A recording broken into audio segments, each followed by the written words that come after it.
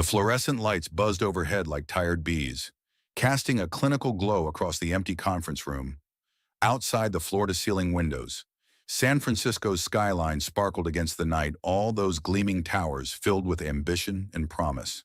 But inside Horizon Technology's main strategy room, the atmosphere tasted of failure and burnt coffee. Jack Reynolds adjusted his gray maintenance uniform, the fabric worn soft at the elbows from years of use.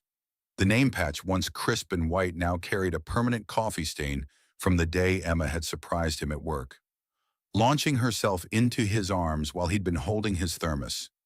He smiled at the memory as he maneuvered his mop around the long glass table where, just hours earlier, 20 of the brightest minds in artificial intelligence had admitted defeat. The whiteboard spanning the wall told the story equations, arrows, crossed-out formulas, and hastily scrawled notes forming a battlefield of mathematical chaos. 3 days of emergency meetings had produced nothing but frustration and a $500,000 consulting fee down the drain. Jack dipped his mop into the wheeled bucket, wrung it out with practiced hands, and continued his methodical cleaning. One earbud dangled from his ear, the other tucked in playing a physics lecture he'd downloaded, a small rebellion against the monotony of his job. But as he worked his way closer to the whiteboard, the lecturer's voice faded from his consciousness, his eyes sharp and focused despite the late hour. Caught something in the equations. He tilted his head, unconsciously mimicking Emma when she confronted a particularly challenging puzzle. "That can't be right," he murmured, setting the mop against the wall. The main algorithm, Horizon's breakthrough predictive model, was fundamentally flawed. Not in a way most engineers would spot, but in a way that was glaringly obvious to someone who'd spent years thinking about neural networks differently. They were trying to force a linear model onto nonlinear behavior, like trying to measure a circle with a ruler, without thinking. He picked up a red marker. For a moment, his hand hovered, uncertain. He was just the night janitor, the invisible man who emptied trash cans and wiped down surfaces while the real employees went home to their real lives. But the mathematician in him, the part that had once blazed through Stanford's advanced AI program, couldn't ignore the error. "Just a quick adjustment," he whispered to himself, uncapping the marker. Its chemical scent filled his nostrils as he began to draw. He erased a segment of code, replaced it with a sigmoid curve, circled 2 variables that needed to be swapped, and underlined a misweighted node. The alterations were small but significant, like changing a single ingredient in a recipe and transforming the entire dish.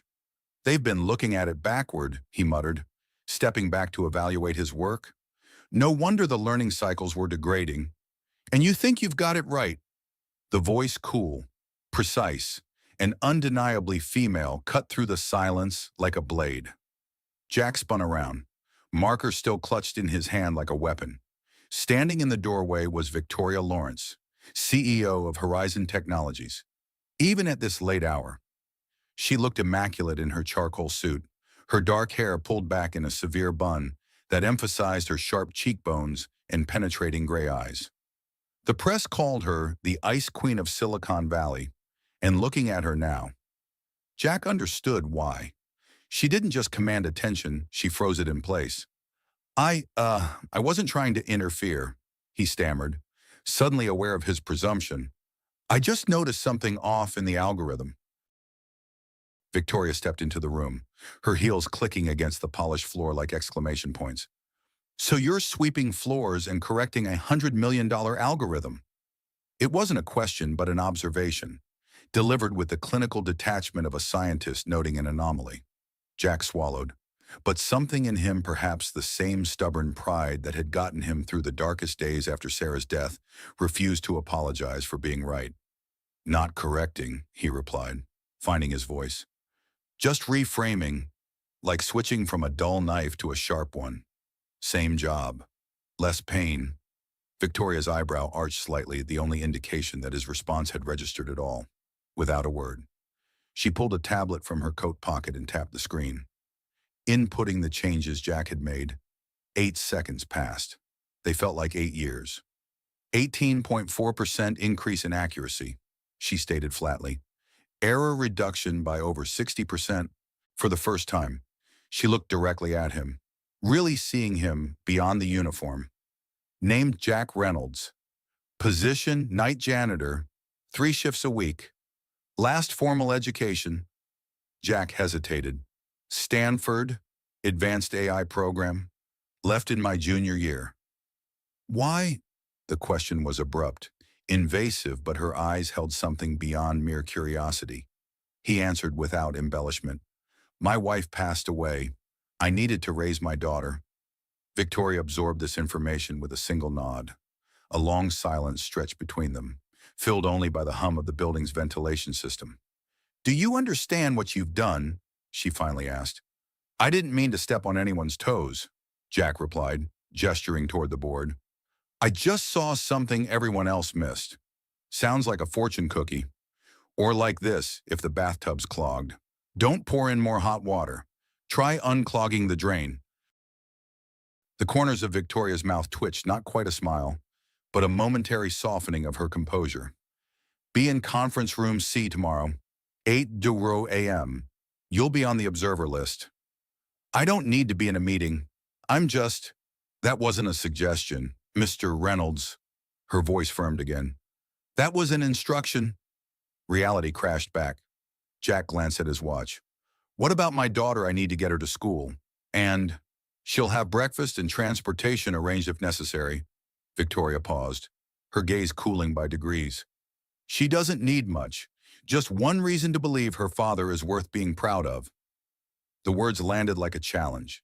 Jack straightened his shoulders almost imperceptibly. Victoria paused at the door, glancing back over her shoulder. For the briefest moment, her expression softened. After tonight, she just might have one. And with that, she disappeared down the hallway, leaving Jack alone with his mop, his altered equations, and a future suddenly off its predictable axis. Jack didn't sleep much that night. The tiny 2-bedroom apartment he shared with Emma felt even smaller as he paced the living room. Replaying the encounter in his mind, the red marker corrections, Victoria Lawrence's penetrating stare, the invitation no, instruction to attend a high-level meeting. What are you getting yourself into, Reynolds? He muttered, running a hand through his disheveled hair. By 6 a.m., he'd given up on sleep altogether and found himself making pancakes in the shape of laboratory beakers, a Sunday tradition now happening on a Tuesday. Emma emerged from her bedroom in mismatched pajamas, her curly hair a wild halo around her sleepy face. Daddy, she yawned, climbing onto a kitchen stool. Why are you making science pancakes? It's not weekend.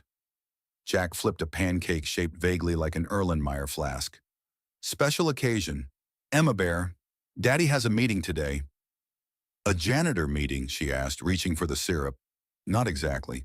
He slid the pancake onto her plate.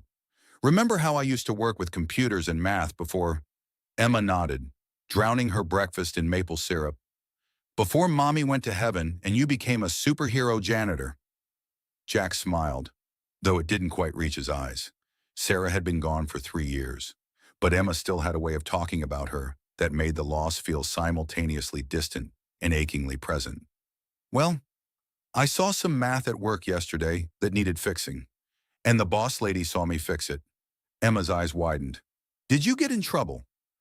Actually, she wants me to go to a meeting with the important people. He leaned in conspiratorially. The ones with the fancy chairs. Whoa. Emma's expression turned serious. Will you wear your superhero cape? Jack chuckled. I don't think they're ready for that yet, but I'll wear my blue shirt, the one without the coffee stain. The one with the other coffee stain, Emma corrected, giggling.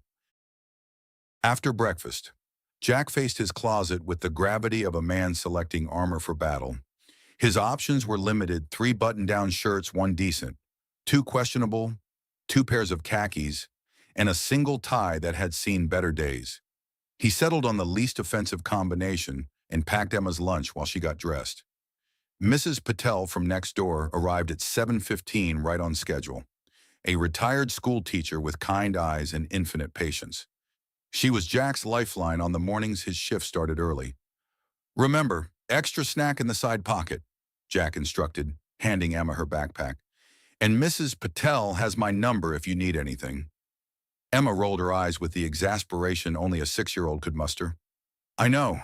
Daddy, I'm not a baby." He knelt down, straightening her slightly crooked glasses. "No, you're not. You're the smartest, bravest girl in the whole world." She threw her arms around his neck, squeezing tight. "Don't be scared of the fancy people," she whispered in his ear. "You're smarter than them. Mommy always said so." Jack's throat tightened. "Did she now?" Emma nodded solemnly. "She said you see things other people don't, like invisible doors and secret patterns," with those words echoing in his mind. Jack found himself standing outside Conference Room C at precisely 7:55 a.m. His palms were sweaty, his collar too tight, and the coffee stain on his shirt previously deemed acceptable now seemed to scream for attention. Inside, a dozen executives and engineers clustered around a central table, their voices a steady murmur of technical jargon and corporate politics. Screens displayed data points, projections, market analyses, all orbiting around the central problem that had consumed 3 days and produced nothing but frustration. No one noticed Jack enter. He hovered near the back wall, feeling every bit the imposter in a room where the chairs probably cost more than his monthly rent. Then the atmosphere shifted. Conversations halted mid-sentence. Bodies straightened. The temperature seemed to drop several degrees as Victoria Lawrence entered, her presence commanding attention without a single word. She scanned the room, her gaze landing briefly on Jack before moving on. "That's your seat," she said, pointing to an empty chair near the edge of the table. Jack didn't ask permission. He simply sat, feeling the weight of curious and suspicious glances. "Let's begin," Victoria announced, snapping the room into focus. "Yesterday, we witnessed a miscalculation, one that nearly cost us a multi-phase contract and exposed fundamental weaknesses in our predictive loop." She tapped her tablet, and Jack's sketch, his raw, red marker corrections appeared on the main screen. "But last night," she continued, "someone gave us a gift." A murmur rippled through the room. Eyes flicked to Jack, then quickly away, as if looking directly at him might acknowledge something uncomfortable. "This adjustment reduced our training error by 60%, reduced latency by 22 milliseconds, and made it painfully clear." Victoria paused, her gaze sweeping the room. "That expertise can look very different than what we expect." Silence descended, heavy and awkward. Then one hand rose. The man attached to it wore an expression of polite skepticism layered over barely disguised contempt. His badge identified him as Benjamin Harris, Senior Systems Engineer. "With all due respect," he began, which Jack had learned was corporate speak for, "I'm about to disrespect you thoroughly. How do we verify this isn't just a fluke?" "Run the model," Victoria replied simply. Benjamin hesitated, then keyed in the new parameters. The simulation ran with surprising smoothness, no overfitting. Predictive behavior aligned across multiple datasets. The results illuminated the screen in undeniable green. "Still could be luck," Benjamin muttered, though his confidence had visibly wavered. "Maybe." Jack spoke for the first time, his voice calmer than he felt. "But if it is, I hope we're smart enough to learn from luck when it walks in with a mop." A few quiet chuckles rippled through the room. Victoria didn't smile, but she did nod very slightly, like a judge acknowledging an unexpected but valid argument. The meeting continued for another hour, dissecting the implications of Jack's adjustment. He spoke only when directly addressed, offering explanations without jargon or pretense. Each time he simplified a complex concept, comparing neural networks to children learning through trial and error, or describing data clusters as neighbors in a city, he felt Benjamin's glare intensify. As the meeting concluded, Victoria caught up with Jack near the elevators. "You held your own," she observed. "I wasn't trying to," he replied honestly. "That's why it worked." They rode down together in silence at first. Then she asked, "Do you always think like that?" In analogies, Jack considered, "I fix things. I've had to. And I talk to my daughter like she's 6, not 60. So I explain tech like it's plumbing, baking, car repairs. It sticks better that way." "Interesting," Useful? Victoria stared straight ahead at the elevator doors. You might be right. Jack hesitated, then looked at her sideways. Do you always talk like that? Like what? Like you're managing a courtroom instead of having a conversation. For a beat. She said nothing. Then, I manage what I can control, even conversations, especially conversations. They stepped into the lobby, the morning sunlight streaming through the glass facade. I don't do casual, Mr. Reynolds, she said flatly. Then I'm probably your worst nightmare, he replied, offering the faintest grin. Maybe, she murmured. But you solved a nightmare last night. That afternoon, Jack returned to his regular shift, back in uniform, back with his mop and cart. But something had changed. People nodded now when they passed him in the hallway, not just the interns, but even the engineers. One even said nice work in a tone that wasn't entirely sarcastic. And Emma had drawn a new picture at school. This one had Jack standing beside a tall woman in a black suit. The caption read, Dad plus Lightning Lady, Chuck best team. Who's the Lightning Lady? Jack had asked as they walked home from the bus stop. The boss who saw you being smart, Emma replied matter-of-factly. Mrs. Patel said she's very important and very scary. Mrs. Patel talks too much, Jack muttered, though he couldn't suppress a smile. Is she nice, the Lightning Lady? Jack considered the question. I don't think nice is the right word. She's effective. What's effective mean? It means she gets things done. Emma nodded, processing this. Like you. You're effective at making pancakes and fixing broken stuff. I guess I am. But not effective at remembering to buy milk. Emma added pointedly. Jack groaned. We're out again. Since yesterday, I had to put water in my cereal. Drama queen, he teased, swinging her backpack over his shoulder. We'll stop at the store. Meanwhile, in her office 40 floors above the bustling city streets, Victoria Lawrence stood alone at her massive window. A storm was rolling in from the bay, dark clouds gathering on the horizon. She didn't mind. She preferred the raw honesty of inclement weather to the false promises of sunshine. She tapped her tablet, bringing up Jack's simulation again. She watched the line smooth out, again and again, into perfect order. No formal degree, no position, no permissions. And still. Remarkable, she whispered to herself. A knock on the door interrupted her thoughts.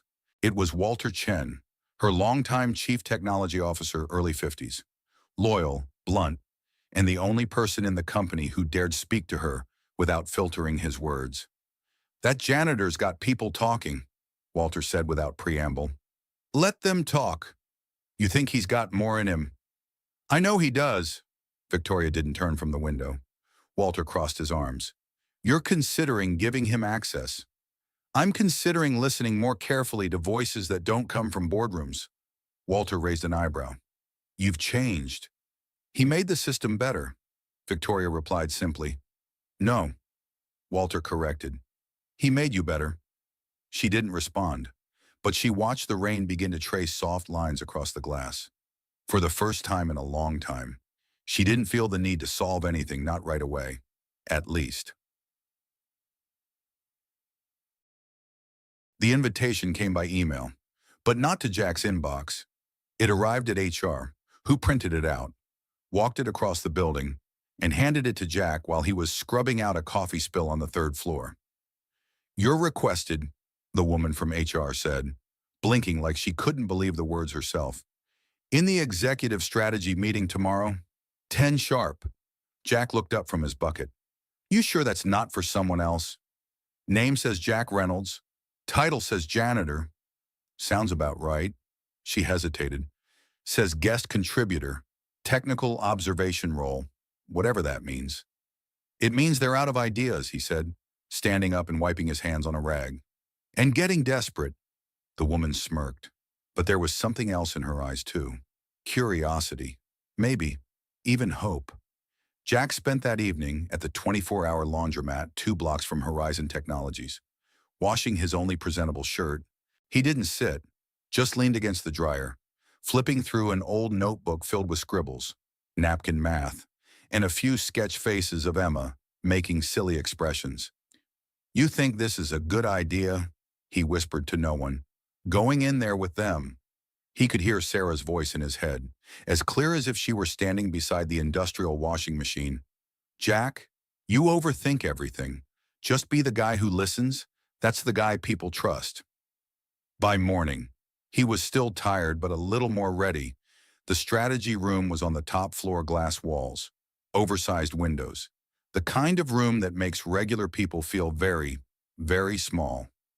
Jack stood out like a coffee stain on white linen, no lanyard, no blazer, just his one clean shirt, Emma's lucky pebble in his pocket, and a notepad he hadn't opened since she lost her first tooth. "Is this the janitor?" The question came from a man with perfectly capped teeth and a too-tight tie. "You can say Jack," he replied calmly, "or guest contributor, if that's easier." Victoria entered just in time to catch the exchange. "He's here because none of you cracked the neural lag issue," she said, not looking at anyone in particular. "He did. He's earned the seat. Let's begin." That silenced the room. The meeting lasted 90 minutes. Jack didn't say much, but when he did, heads turned. He didn't use jargon, didn't throw out fancy acronyms or buzzwords. Instead, he drew parallels. "Think of your AI model like a single parent learning to juggle 3 jobs," he said at one point. "You're pushing it to optimize results without giving it time to understand why it's being asked to change." Someone laughed, another murmured, "Damn, that's actually true." Benjamin, the senior engineer, tried not to show his irritation. "I'm just wondering if we're now basing our roadmap on bedtime analogies," he said dryly. "You ever raised a kid?" "Benjamin," Jack asked. "No." "Then maybe don't knock bedtime. It's where the real learning happens." That got more laughs than Benjamin expected, and more nods than Jack thought he'd earn. After the meeting, Jack stepped into the hallway, exhaling slowly. The pressure of performing in a room full of PhDs and MBAs had left him drained, but oddly exhilarated. Victoria followed him out, holding 2 takeaway coffees. "Didn't peg you for a performer," she said, handing him one. "I'm not," Jack replied, accepting the cup. "But I've been underestimated long enough to get good at playing along." That line about bedtime. Not a line. That's my life. They walked side by side, the silence between them less sharp now, more like space held open on purpose. "Why didn't you go back to engineering?" she asked abruptly. "Because Stanford doesn't hand out scholarships for widowed single dads who take night shifts and pack lunchboxes before dawn. But you could have reapplied, gone back, rebuilt it all." Jack stopped walking. "I didn't want to rebuild my life. I wanted to build hers first." Victoria studied him, her expression unreadable. "You talk like someone who doesn't realize how rare that is. Or like someone who's too tired to care how rare it is." She looked at him, then really looked at him, and for the first time, her voice softened. "Maybe it's time you stop being the guy who makes things easier for everyone else and let someone build something for you too." Jack didn't answer, but his silence wasn't cold, just unfamiliar ground he wasn't quite sure how to navigate. Later that day, he returned home to find Emma waiting by the door, shoebox in hand. "How was it?" she asked eagerly. "Did you use the big words? Did you tell them about the invisible doors? Grown-ups in fancy rooms saying words that don't mean much until someone brings up bedtime stories," Jack replied, hanging up his jacket. "So you did tell the dad analogy." "Sure did. And no one booed." "No one booed," he smiled, ruffling her hair. "What's in the box?" Emma grinned and opened it. Inside was a sandwich, 2 stickers, and a folded piece of paper. "I made you a new business card," she said proudly. It read, "Jack Reynolds, fixer of things, solver of grown-up problems, full-time dad." "You left out mop operator," he pointed out. "I upgraded you," Emma replied with a solemn nod. Meanwhile, at Horizon Technologies, Benjamin Harris stood in Victoria's office, arms crossed defensively over his chest. "You're elevating him too fast," he said, not bothering to hide his disapproval. "No, I'm just recognizing value when I see it." He doesn't understand corporate structure. He doesn't have the credentials. Neither did Steve Jobs when he started, Victoria countered. Credentials didn't write that code. Insight did. Benjamin clenched his jaw. What's really going on here? Victoria, you promoting talent or chasing something else? Her eyes didn't flinch. Let me ask you something. Benjamin, when's the last time you surprised yourself? The question hung in the air, unanswered. He does that every day, Victoria continued, and doesn't even call it ambition. He calls it surviving. Benjamin left without another word. Victoria sat down, opened her laptop, and stared at the simulation results again, not because she needed confirmation, but because they reminded her of something she'd almost forgotten clarity. Something Jack Reynolds brought into rooms without meaning to. Hurry, Janitor. It started with a voicemail. Jack played it 3 times before deciding it wasn't a prank. Mr. Reynolds, this is Clarissa from the executive office. Miss Lawrence asked me to extend a personal invitation. Tonight, 7:00 p.m. Private dinner, not business. No tie required, not business. He stared at the phone like it might explain itself. But phones don't do that, not when the woman in question is Victoria Lawrence. He stood outside Il Bracco, a little place tucked between a flower shop and a boutique hotel on the quiet side of town. It was the kind of restaurant where the chairs didn't match on purpose, and the servers knew the owner's dog by name. Victoria was already there, sitting at a window table. Her hair was down for the first time, soft waves framing her face. No armor. Just her. Jack entered, suddenly aware of his scuffed boots and jacket that had seen one too many winters. You clean up well, she said, looking up with a half smile. I own exactly one not terrible shirt. You're looking at it. Then we're both overdressed for not a date. They sat, and for a while, neither spoke. The clinking of glasses, soft jazz from the corner speaker, and the scent of rosemary bread filled the space where small talk usually lives. Victoria finally broke the silence. Do you know why I asked you here? You like watching underqualified men panic over wine lists? Because I haven't had a real conversation in 3 years, she said, ignoring his deflection. Not one that didn't involve quarterly reports or lawsuits. Jack raised an eyebrow. You're telling me no one ever asked how your day was? They ask, but they're really asking how my performance affects theirs. She looked away, eyes distant. I eat lunch at my desk. I sign more NDAs than birthday cards. And some days, I forget what my own voice sounds like unless it's giving instructions. Jack leaned forward. Sounds like you need to fire your calendar and hire a therapist. I tried that. And moi, he quit after 2 sessions. Why? Said I made him anxious. Jack laughed a full, unfiltered laugh that made 2 diners glance over. Victoria looked at him, surprised, then joined in, quietly at first, then more freely. There it is, he said, nodding. What? The human part of the glacier. She tilted her head, amused. You always talk like this. Only when I'm too tired to pretend I belong here. The food came something he couldn't pronounce, and something she didn't bother explaining. It didn't matter for the first time in years. Victoria ate slowly. Jack listened without interrupting, and the conversation drifted to childhoods. To the moment you realize your parents are just people, to favorite books and bad movie endings, to loss. I still hear her voice sometimes, Jack said quietly. When I'm not thinking, like when Emma falls asleep in the car, or when I smell cinnamon on cold mornings. Your wife? Yeah. How long's it been? 3 years. You speak like she's still close. She is, just not in the way I want. Victoria didn't respond right away. My mother was all ambition, she said finally. She told me I could rule the world if I never let anyone too close. Said emotion was weakness in a suit. And you believed her. Longer than I should have. They paused. Then Jack pulled something from his pocket, Emma's newest drawing, now folded and worn at the edges.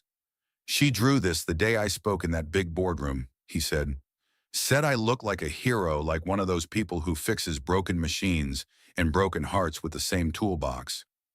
Victoria unfolded the paper, a stick figure with wild hair, holding hands with a taller woman in heels. Both smiling, a son in the corner, a tiny mop in the background next to a laptop. She stared at it longer than he expected.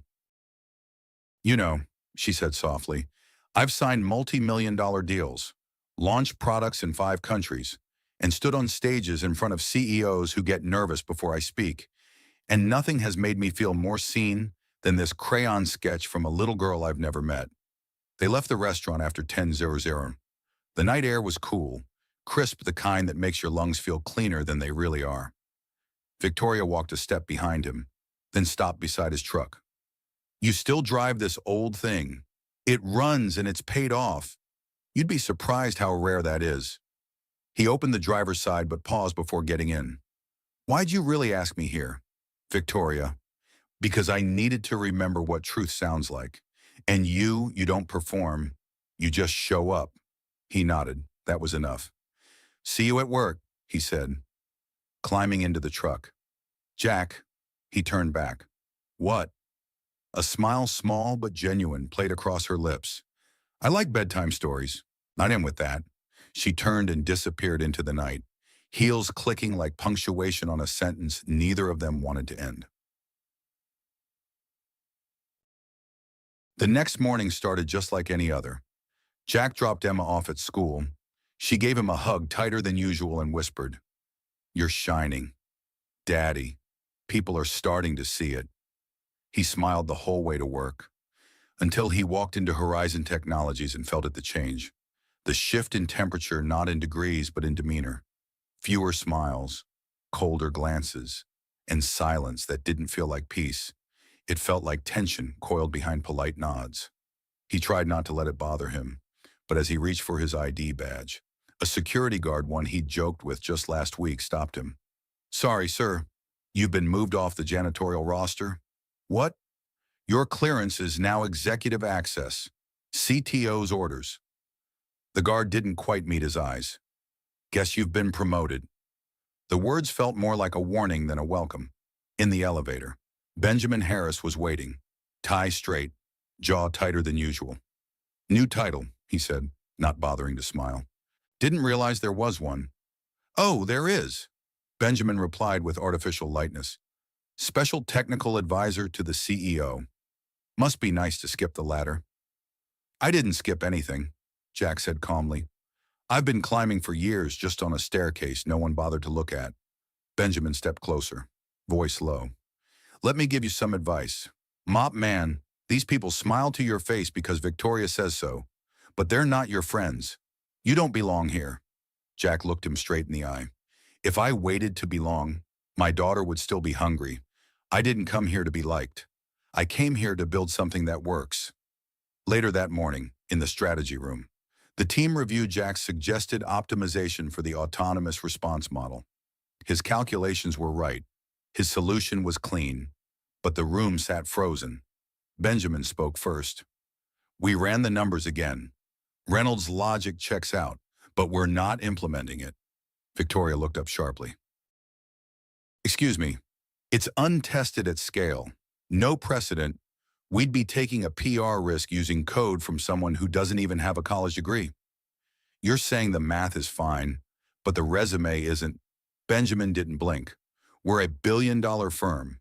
Our clients don't want janitor genius headlines. They want pedigree, stability, legacy. The room nodded slowly, hesitantly.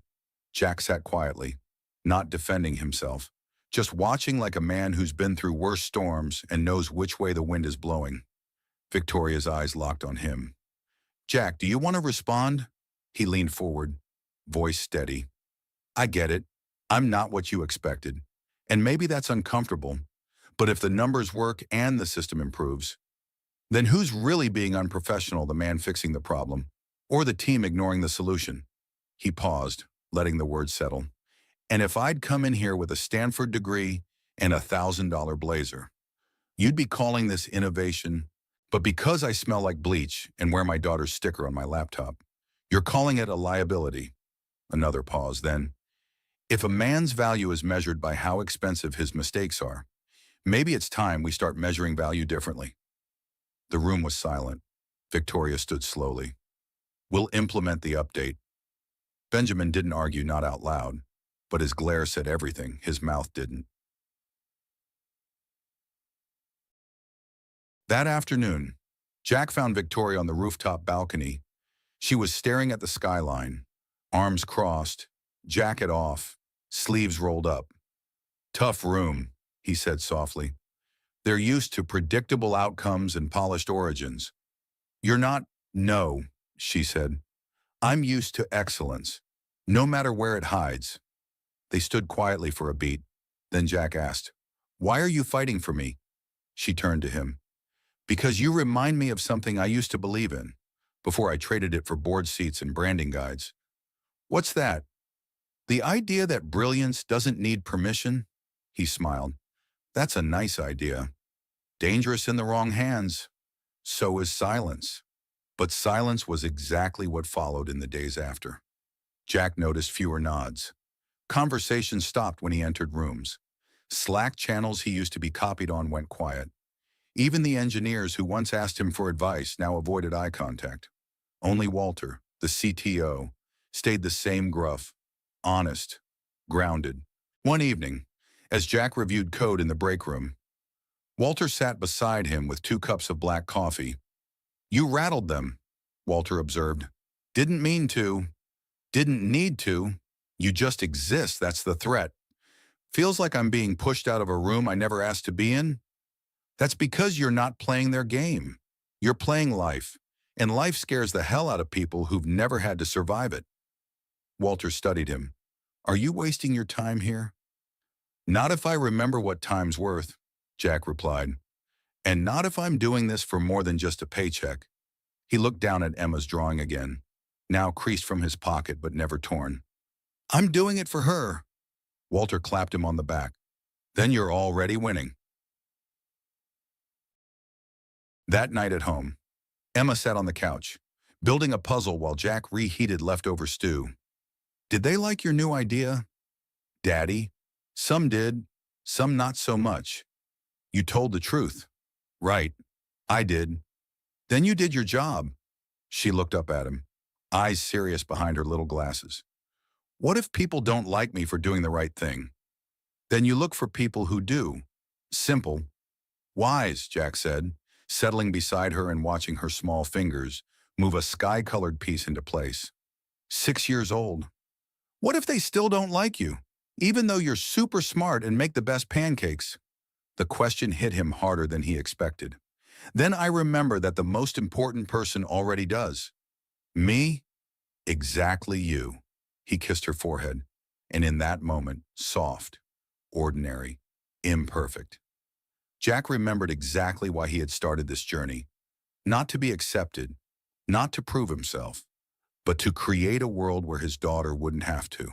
Victoria Lawrence didn't notice the first time she walked past the janitor's closet without looking twice. The mop bucket wasn't in its usual spot, but she barely registered it. Meetings bled into meetings. Deadlines barked. Investors circled like sharks. But by the third day, something strange crept into the air. Silence. The kind of silence that settles after a door slams and no one comes back. Jack Reynolds was gone.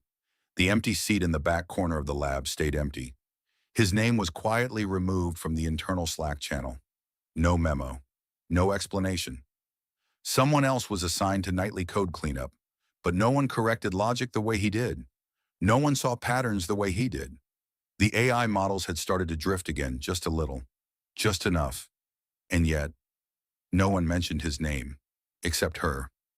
Victoria stood alone in the observation deck overlooking the testing lab. The floor below glowed with monitor light and soft chatter. She should have felt satisfied the new update had passed internal tests. Stock was up 4.7%. On paper, it was a win, but inside her, something felt missing. She found herself looking at the corner Jack used to stand in hands in pockets, head tilted, eyes squinting like he could see the soul of a line of code. Now, just an empty space. A cleaner swept silently past, not stopping to offer input. Of course he didn't. He was just there to clean, like Jack was, until he wasn't. That night, back in her office, Victoria stared at her desk. It was pristine, perfect like always except for a faint brown stain near the edge, barely noticeable unless the light hit just right. It had been a coffee spill from Jack's first meeting. He'd set down his thermos and apologized instantly. Sorry, this thing leaks hope and caffeine in equal measure. She hadn't laughed then, but now, she didn't want the stain wiped away. Victoria stayed late after everyone had gone home, wandering the halls like a woman in someone else's life. In the hallway near the sublevel, she passed the break room lights dimmed, chairs stacked, on a small corkboard by the door, pinned among old flyers and shift reminders, was a tiny envelope. Her name was written in uneven purple crayon, to Miss Victoria from Emma Reynolds. She stared at it for several seconds, unsure whether to smile or break. She took the envelope gently, like it might vanish if touched too quickly. Inside was a folded piece of paper with stars drawn in every corner. In the center, in a child's careful handwriting, were only a few lines. Thank you for believing in my dad. He used to smile when he talked about you. Now he doesn't smile much, but I still do. Emma, age 6, 3-4. Victoria sat down on the bench beside the vending machine. For the first time in months, she took off her heels, folded her legs underneath her like a child, and cried. She didn't tell anyone where she was going the next morning. No driver, no bodyguard, just a black coat, a scarf wrapped tightly, and Emma's letter folded in her pocket like a compass. She found Jack's apartment after 20 minutes of circling a neighborhood that hadn't seen a new coat of paint in years. The steps creaked.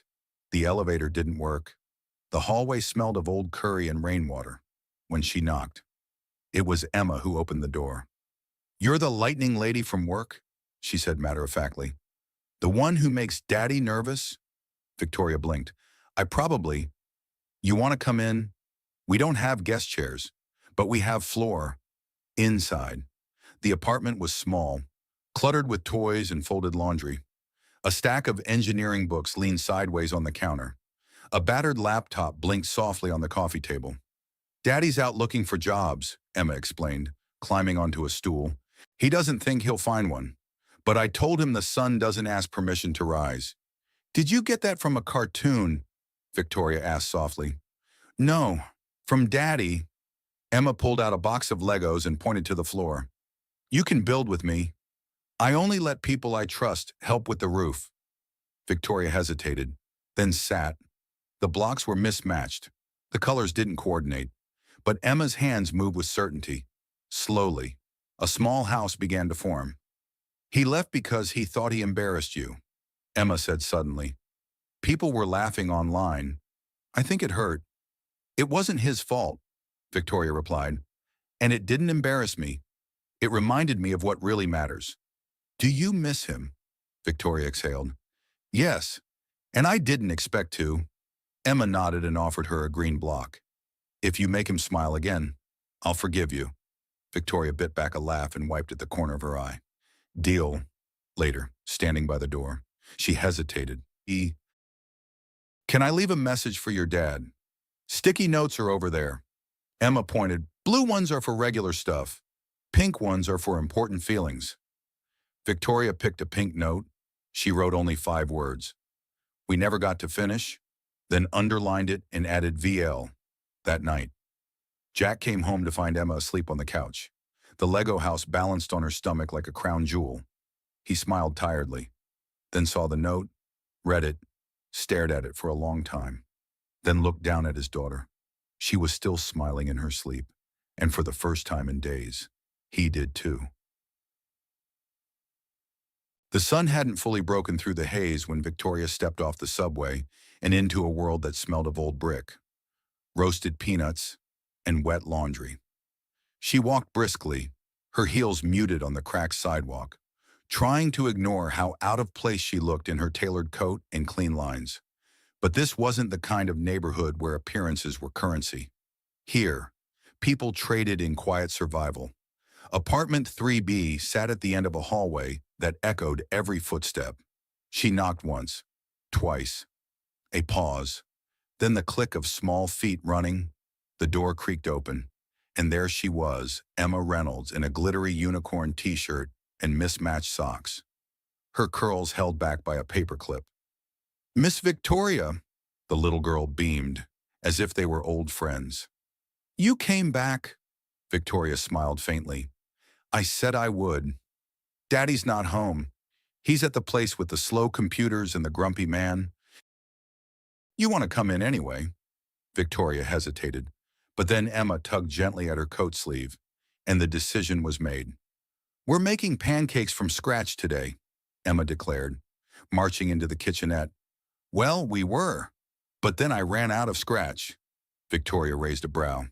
"Scratch. You know, the stuff you need when the box says from scratch. I think it's like sugar or magic. I'm still investigating."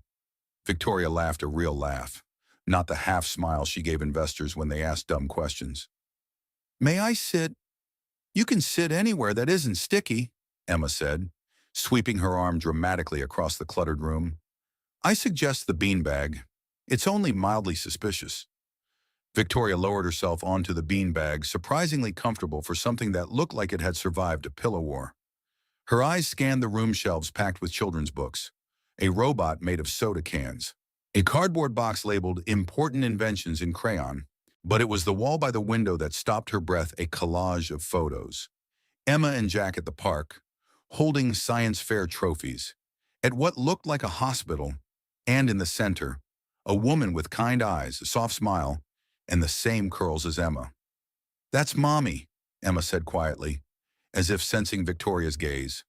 "She died when I was 3, but Daddy still talks to her sometimes when he thinks I'm sleeping." Victoria's voice caught. "She looks gentle." "She was. Daddy said she loved 3 things: rainstorms, old poetry, and the way he made scrambled eggs." "That's a good list." "He stopped making eggs when she died," Emma said matter-of-factly. "But he started making robots and games and bedtime stories with maps in them." Victoria blinked back the lump rising in her throat. "He said that when someone's heart breaks, you either let it stay broken or you build something beautiful from the pieces." "He really said that?" "Yep. Right after we accidentally set the toaster on fire. It was a very emotional morning." Victoria smiled, her hands folded tightly in her lap. "Emma," she asked gently, "do you know why your dad left the company?" Emma looked up at her with more gravity than any 6-year-old should carry. "He thought he made people uncomfortable, that people didn't want a janitor who was smart, that they'd never see the difference between being out of place and being brilliant." The words struck like glass clear, sharp, and impossible to ignore. "He always says, sometimes people get scared when the wrong person turns out to be right." Victoria leaned forward. "You talk like someone twice your age." "That's 'cause I borrow Daddy's heart sometimes. He's got an extra big one, but it gets tired." The room went quiet. Victoria reached into her coat pocket and pulled out a small wrapped box. "Can I give you something?" Emma nodded. Inside was a tiny USB drive with a purple ribbon tied around it. "It's a game," Victoria said. "Your dad helped design the core mechanic. It's not public yet. I thought you might be the first to test it." Emma's eyes lit up. "Does it have dragons?" "Kind of. It has dragons that don't know they're dragons. They think they're pigeons until they try to fly too far and discover they breathe fire." Emma's mouth formed a perfect O. "That's awesome." She clutched the box to her chest like it was a treasure map. "Miss Victoria." "Yes, if you make Daddy smile again, I'll forgive you." The words landed with a gentle finality, like a verdict that had been decided by a jury of one. Victoria didn't speak, she couldn't. Instead, she nodded, a solemn, quiet promise, as she walked back down the hallway. The air felt different, less like distance, more like a path. Victoria looked up at the overcast sky, feeling the weight of the week press against her shoulders, and for the first time, she didn't mind. Back at the office, she stepped into her private conference room and pulled the blinds. Her assistant asked if she wanted to reschedule the afternoon calls. She said no, she had something more important to do. She turned to her tablet and began drafting a memo, but not just any memo, a personal invitation, a correction, a new beginning, and at the top of the screen, she wrote only one line before pausing, "Some bridges are worth rebuilding by hand." Jack Reynolds hadn't expected to see her again, not standing in the hallway of his daughter's school, not with her arms crossed, in a folder in hand, not with that same unflinching calm in her eyes, the kind that made deals happen, that broke IPO records and silences in equal measure. But there she was, waiting. "You came all this way," he said, adjusting the worn strap of his satchel. "I needed to see you in person. Most CEOs send an email. Most janitors don't solve AI logic trees with a whiteboard marker." Jack looked away, a half-smile tugging at the edge of his mouth. "So what now? You want me to mop up the next crisis too?" "No," she said, voice firm. "I want you to present at the investor summit." Silence. Total. Waited. Laugh out loud kind of silence. Jack blinked. "You want me to what? Take the stage. Explain the algorithm revisions you inspired. Walk them through the simplified AI learning loop. Be the person they associate with our breakthrough." "Victoria, I don't do suits or speeches or rooms with more than 6 people in a fire exit. You don't need a suit or a script. You need truth. And you have that in spades. They'll see me, the guy who used to clean floors." "Good. Maybe they need to." She stepped closer. "When you speak, people listen, not because you demand it, but because you've lived what the rest of us only model in code." Jack shook his head slowly, unsure whether to laugh or run. "Why me?" "Because I forgot what this company was built on," she said softly.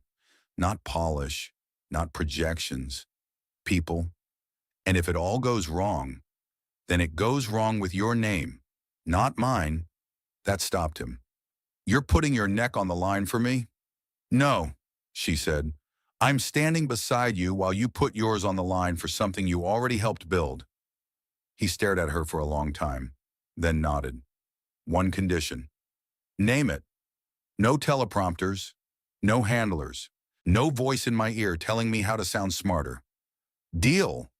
And one more thing," he added. "Yes, don't disappear again. Not for me, not from Emma." The air shifted. She didn't smile, but something warmer, quieter flickered in her eyes. "I wasn't planning to." 2 days later, the Horizon Technologies Annual Investor Summit opened in the Pacific Grand Auditorium. Jack stood backstage, hands clammy, wearing a clean but wrinkled button-up shirt. Emma had insisted he not tuck it in. "You look like a magician," she'd told him. "A really nervous one." The room beyond the curtain was packed hundreds of eyes, high-stakes whispers, cameras. Jack peeked out and spotted her Victoria at the back of the room, standing, not sitting, her hands clasped tightly in front of her like she was holding her breath. He inhaled. "It's just a room," he whispered to himself. "A really expensive room with too many opinions." He stepped out, and everything went still. No PowerPoint, no charts, just Jack and a microphone. "I used to mop this floor," he began. "2 months ago, I was the guy who came in after hours and wiped smudges off whiteboards, smudges made by people trying to solve billion-dollar problems." A few polite laughs. "Turns out, one of those smudges wasn't a mistake. It was a missing piece." He walked slowly, grounded. "I don't have an MBA. I don't own a tie. But I know what it's like to raise a daughter on second chances and stretch one paycheck into 6 solutions." He paused, scanning the room. Faces looked back. Some curious, some skeptical, all waiting. What Horizon Technologies is doing with AI, it isn't just code. It's clarity. It's a chance to make systems more human, not less. He clicked a button, revealing a simple diagram, a child's drawing of a tree. Roots tangled, branches bent toward the sun. This is how machines learn like children. Trial, error, encouragement, patience, and every so often, the right correction at the right moment. He looked up, meeting the gaze of the investors directly. "I was just the janitor, but maybe being invisible helped me see what everyone else missed." For a beat, no one moved.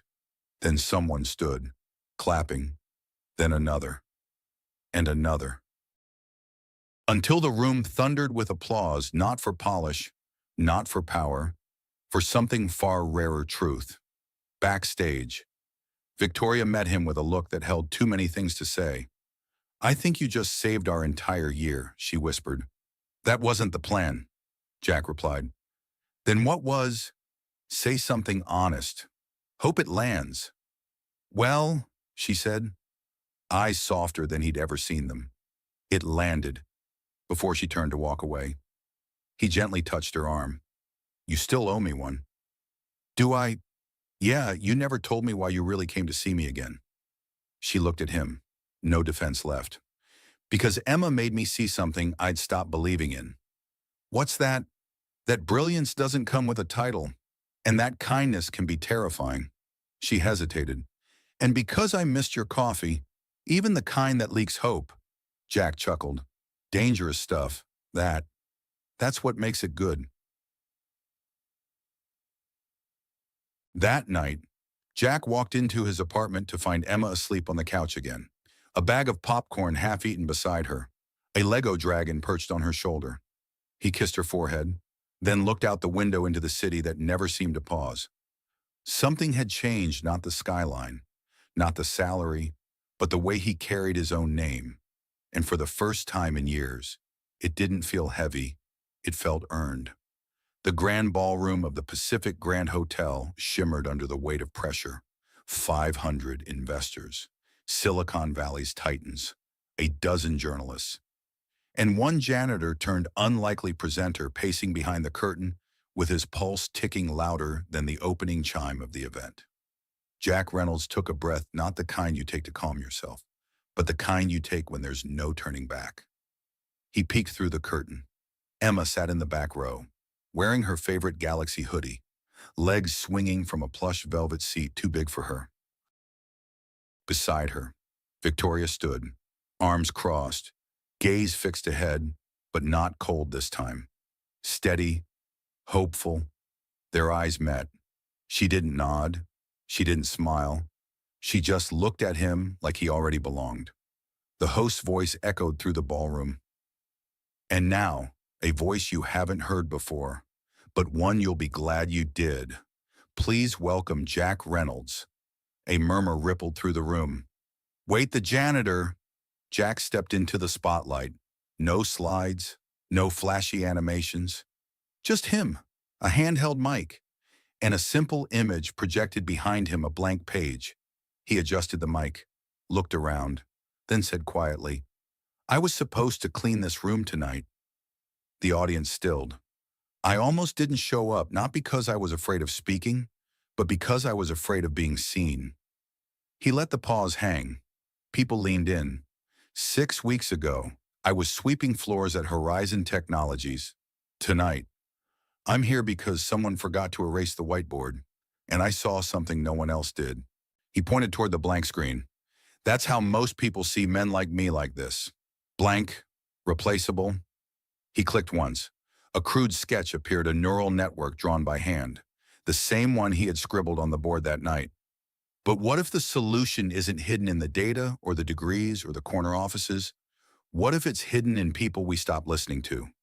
He began walking the way a teacher might in a classroom, not a presenter trying to sell. "I'm not a genius. I dropped out of Stanford to raise a daughter who now believes dragons are just shy pigeons." Polite laughter. "But I've spent the last few years watching how the world works when no one's watching it back. And here's what I've learned." Another click. The screen changed, a stick figure holding a mop standing beside a massive machine labeled AI Loop. Machines learn like children, with trial and error, with patience, with repetition, and most importantly, with trust. He turned, speaking not to impress but to connect. If a janitor can fix a learning loop, maybe the loop was never broken. Maybe we just built it to ignore the wrong kind of voice. For a long beat, no one moved. Then someone in the front row, a woman in a red blazer, began clapping softly, slowly.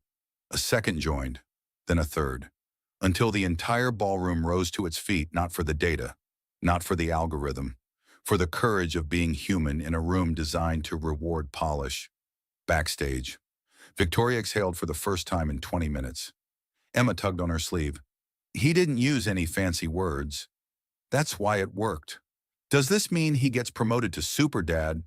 Victoria smiled. He already was.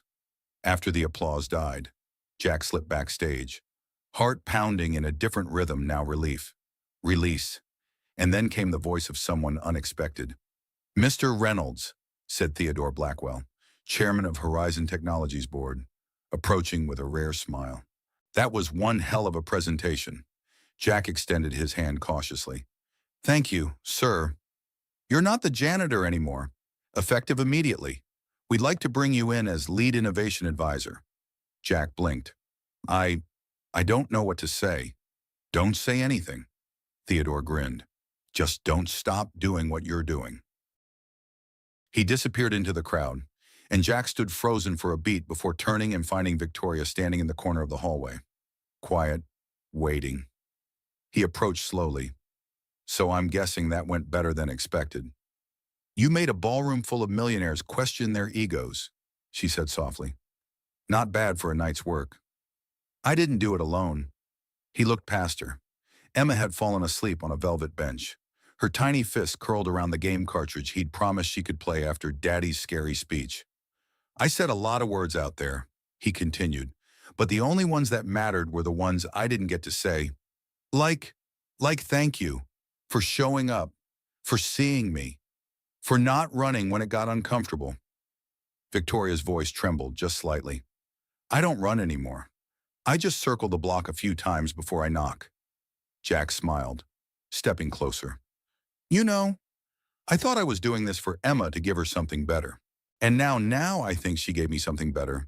A reason to stop hiding behind good enough. A reason to try again. Victoria nodded, then after a breath. What happens next? Next, Jack said, glancing back at Emma. We go home.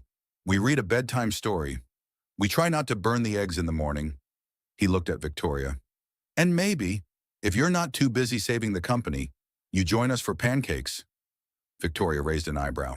You cook terribly, but I serve with style. Then it's a date.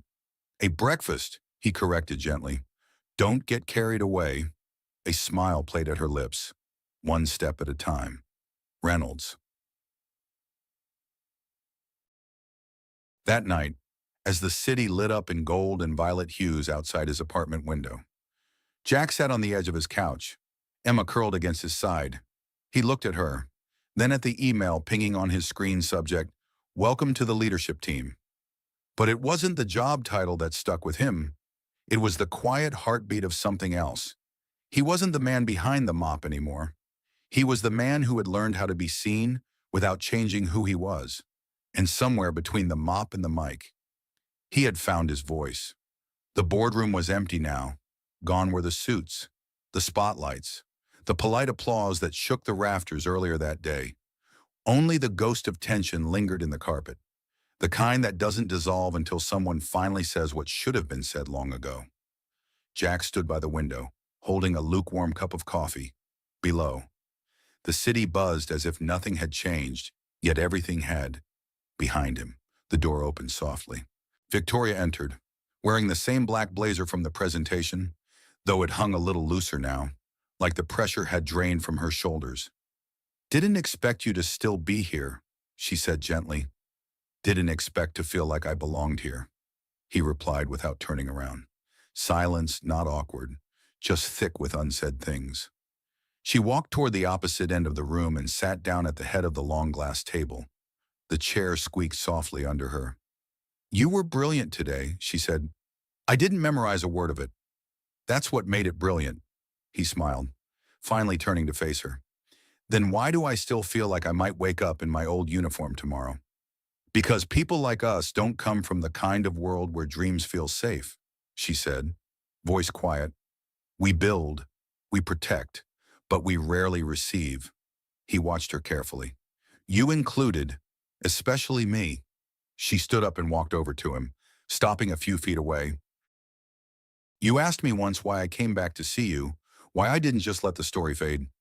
Yeah, it wasn't because of PR or optics or even the algorithm. She looked down at her hands, fidgeting something rare in a woman who once told a Fortune 500 investor to his face, "Either get in or get out of my way. I came back because you made me feel something I hadn't felt in years." He said nothing, just waited gently. It wasn't just the way you saw things in code. It was the way you looked at the world, like broken pieces weren't something to discard, but something to build from. "That's because I'm made of broken pieces." "Exactly," she whispered. She stepped closer. "Do you know what it's like to spend your whole life being the smartest person in the room and still feeling utterly alone in it?" He nodded slowly. "Do you know what it's like to hold back good news because there's no one to share it with?" "Every time I brought Emma home a drawing from work that I was proud of," he said, "and she'd clap like I'd cured cancer." Victoria laughed, soft and full this time. Then quietly, "You scare me, Jack." That caught him off guard. "Why? Because you're not trying to impress me or fix me or chase something. You're just here." "Exactly, and I don't know how to stand still." For a moment, neither of them moved, just the nightlight of the city blinking in rhythm. Then Jack spoke. "Do you know what I realized tonight? Tell me. That love doesn't always come dressed in declarations and grand gestures. Sometimes it shows up as a woman walking into a janitor's hallway and demanding answers." She laughed again, a hand covering her mouth. "I'm not great with subtlety." "Good, because I'm terrible at guessing games." He took a slow step closer. "I think I've been falling for you ever since you didn't erase the marker I left on the board. And I think I've been falling for you ever since you didn't apologize for writing on it." Their eyes locked, not hungry, not desperate, just sure. They moved closer, gently, until their foreheads touched, breathing the same unhurried air. Then she whispered, "Can I ask you something? Anything? Do you think it's possible to build something real out of something that started by accident?" He pulled back slightly, met her eyes. "Some of the best stories start when someone walks into the wrong room. You think this is a story?" "No," he said softly. "I think this is a chapter we almost didn't get to write." She closed her eyes. "Let the words settle, then open them again. Promise me something. You name it. That if I fall apart again, you'll remind me who I really am. Only if you promise to do the same when I forget who I've become." She nodded. "Deal." They didn't kiss, not yet. Instead, they sat on the floor of that big, cold boardroom, backs against the glass, knees drawn up like kids watching fireworks. Outside, the city twinkled in slow pulses. "This room's too fancy," Jack muttered. "We can change that." "How?" "Bring in more broken pieces, more truth, more coffee stains." "Only if you brew it." He looked at her. "You're not what I expected. Neither are you. That's probably why this works." "Probably." They sat in silence again, comfortable this time. Then Jack whispered, almost to himself, "I don't want this to be a footnote. It won't be. And I don't want Emma to think people like me don't get to write endings." Victoria's hand found his in the dark. "Then let's give her a new one." Benjamin Harris sat alone in his sleek downtown condo, the blue light of his laptop washing over his face in the darkness. On the screen, code scrolled, not the code from work, but something else, something personal. The security breach had been carefully engineered, small enough to avoid immediate detection, but significant enough to create problems down the line. Problems that would be traced back to Jack Reynolds' modifications. He took another sip of whiskey, feeling the burn in his throat. "Not so brilliant now, Janitor," he muttered. His finger hovered over the enter key. One click and the exploit would be buried deep in the core system. A time bomb waiting to explode. The perfect revenge for the humiliation. For watching a man with no credentials steal the spotlight he'd spent 15 years earning. But he couldn't press it. Not yet. Something held him back, not conscience, but calculation. If Reynolds failed naturally, Benjamin would be there to pick up the pieces. The savior with the Stanford degree and the right connections. But if he helped that failure along and got caught, he closed the laptop. There were other ways to ensure the janitor knew his place. Subtler ways, after all. Benjamin had something Jack Reynolds didn't: a network of influential friends who believed, as he did, that success should follow the proper channels. He reached for his phone. "Time to call in some favors," he said to the empty room. Across town, in a small apartment filled with Legos and secondhand furniture. Jack tucked Emma into bed. Her eyes were already drooping, but she fought sleep with the determination of a child afraid to miss something important. "Did the lightning lady like your speech?" she asked through a yawn. "I think she did." "Is she your girlfriend now?" Jack chuckled. "It's more complicated than that." "Emma Bear?" "No, it's not. I saw how she looks at you. Like you're the last ice cream cone on a hot day." "That's oddly specific." Emma nodded sagely. "Mrs. Patel says when grown-ups make things complicated, it's because they're scared of the simple answer." "Mrs. Patel talks too much." "She's right. Though." Emma's eyelids fluttered. "Are you scared?" Daddy Jack smoothed her wild curls. "A little, but not like before." "Good." She yawned again. "Because Lightning Lady isn't scared of anything. So one of you has to be brave enough to say it first." "Say what—" But Emma was already asleep, her breathing slow and even, her small hand still clutching his. Jack stayed beside her longer than necessary, watching the gentle rise and fall of her chest. In the dim glow of her nightlight, he could almost see Sarah in the curve of Emma's cheek, the stubborn set of her jaw, even in sleep. "I think I found something." "Sarah," he whispered to the quiet room. "Not just the job. Something. Someone." The apartment walls seemed to hold his words, neither judging nor absolving, just witnessing. As they had witnessed every moment of the past 3 years, every tear, every small victory, every late-night doubt. He kissed Emma's forehead and slipped out, closing the door softly behind him, in the living room. He opened his laptop to check his new company email, still a strange concept. Among the welcome messages and HR forms was an email from Theodore Blackwell. "Private breakfast meeting tomorrow, 7 a.m. Pacific Grand. Agenda Strategic Direction of AI Division." Jack's stomach tightened. So soon he'd barely had time to process his new role. And already the chairman wanted a private meeting? Was this a test, a chance to prove himself? Or the first step toward realizing this had all been a mistake? He was about to close the laptop when another email arrived, this one from Victoria. "Wear the blue shirt, the one with the coffee stain. It suits you. V." Jack smiled in spite of himself. Maybe tomorrow wouldn't be so bad after all. The Pacific Grand Hotel's private dining room smelled of fresh-baked bread and money, lots of it. Jack arrived at 6:55 a.m., wearing the blue shirt as instructed, though he'd tried unsuccessfully to minimize the coffee stain with a damp cloth. Theodore Blackwell was already seated, along with 3 other board members Jack didn't recognize. "No, Victoria." "Reynolds," Theodore greeted, standing to shake his hand. Prompt. "I like that." "Traffic was light," Jack replied, taking the only empty seat. "I thought Miss Mary Lawrence would be joining us." "She'll be along," Theodore said with a dismissive wave. "We wanted a few minutes with you first to discuss expectations." The way he said expectations made Jack's skin prickle. The other board members regarded him with polite, practiced smiles that didn't reach their eyes. "The presentation yesterday was quite the show," said one, an older woman with a pearl necklace that probably cost more than Jack's yearly salary. "Very authentic." "Thank you." Jack wasn't sure if it was a compliment.